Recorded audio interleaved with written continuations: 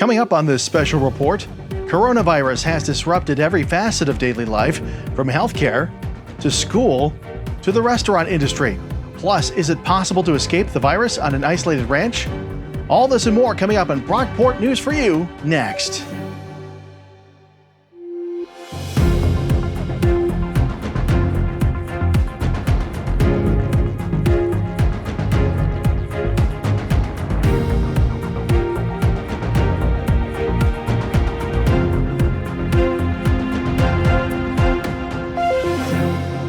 Good evening, I'm Joe Lasky.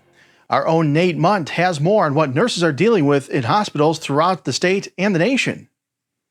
As the number of confirmed coronavirus cases continues to rise in New York, many hospitals are starting to run low on necessary supplies. Governor Andrew Cuomo expects hospitals will need about 40,000 ventilators once the number of coronavirus cases peak. New York currently has about 12,000 ventilators. Hospitals are also running low on masks to protect nurses and doctors. The shortage is making it more difficult for nurses like Lisa Salongo to do their jobs. The stress level in the hospital at the current time is very high. Everything changes hour by hour. We get updates frequently of all the changes. Hospitals are short on more than just supplies. The number of available intensive care unit beds is dwindling. Why are the ICU beds important?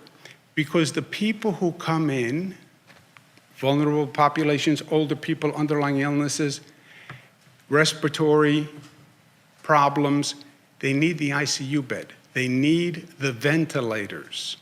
They need the machines that breathe for them. Governor Cuomo is making hospitals increase their bed capacity by at least 50%.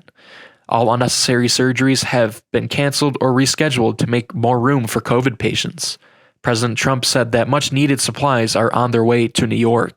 2.4 million face shields, 1.9 million surgical gowns, 13.5 million gloves, and more than 4,000 ventilators to the areas of greatest need have already been sent, and we have 4,000 being delivered to New York. However, some nurses think the government should have been more prepared. And the shortage with the government, highly disappointed in my government. Despite all these shortages, the governor wants New Yorkers to stay strong. This is a moment that is going to change this nation. This is a moment that forges character, forges people, changes people, make them stronger. Nate Mundt, Brockport News for You. Coming up, learn how one restaurant manages to stay open 24/7 during the outbreak. How do you protect yourself and others from coronavirus? Avoid touching your eyes, your nose, and your mouth. Wash your hands often with soap and water for 20+ seconds. Clean and disinfect surfaces and objects. Together, we can help slow the spread. Many restaurants are staying open despite the ongoing pandemic. Our own Mara Cruz Reyes reports from one of those locations in Rochester.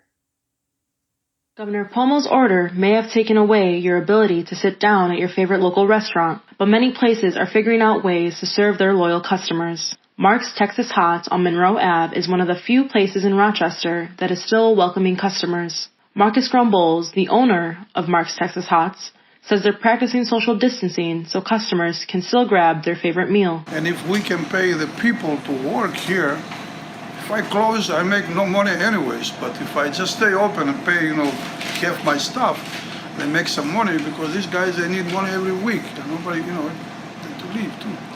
So far, it's okay too. Scrumbull says the transition has been difficult, but as long as customers keep coming in, he'll stay open 24 hours a day, 7 days a week. Reporting from Rochester, Mara Cruz Reyes, Brockport News for You. Schools throughout the nation have been closed for over a month now. That's been a shock to the system for students both young and old. Here's how one pupil from the Finger Lakes region is dealing with the change. In February, where people are like, oh, it's in our country now, and I'm still like, that's not that bad. And then, boom, next month, I hear that it's in my school, and that just makes me think, boy, does it spread fast. Canandaigua Middle School had one of the first recorded COVID-19 cases in an area school.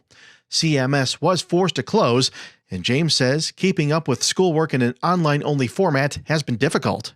It's hard not having the teacher right in front of you in class, so when you don't understand something, you can't ask in person. That's been a pain. Like many middle schoolers, James passes the time by gaming online with his buddies. He says that's not necessarily a bad thing. Keeping in touch with my friends that way is actually more fun than in school. Because in school, you have to do schoolwork, be quiet, so you can't really talk to your friends. I feel like this one's more fun. There's still no word on when school buildings will be back open to students. Despite the added free time, James is pretty clear on what he'd like to see. I'd definitely rather be in school. Coronavirus can affect life, even on an isolated ranch. Find out more next.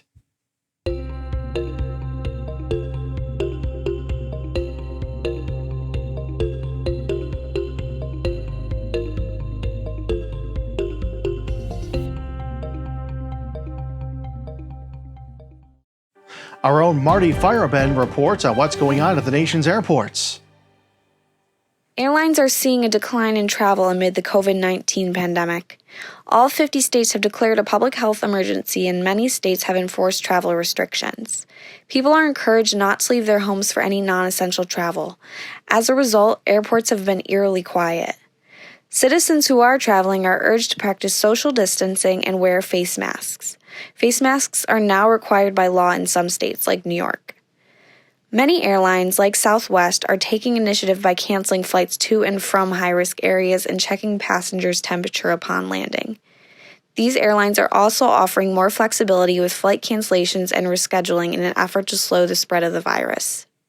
And here's our own Tyler West with the answer to the question, can you really escape a contagious virus by going out to the middle of nowhere? In a global pandemic, things like social distancing, quarantine, and isolation have become the new norm for most people, and it might be hard for them to adjust. But what's life like for the people who already lived this way before the coronavirus outbreak?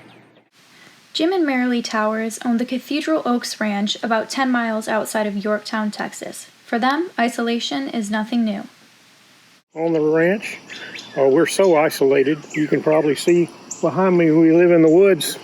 There's nothing around us. We're pretty much independent here. Jim says it's been easy for him to keep busy with the lengthy list of day-to-day chores that come with operating a ranch. It changes tremendously. No 2 days are alike. You never get bored. There's always plenty of hard work to do. One thing he says he loves about spending his days at the ranch is the different kinds of wildlife that he encounters. And the beautiful animals we see here. We have so many deer. Like last night we had 30 out here. And the other wildlife, of course, is always interesting.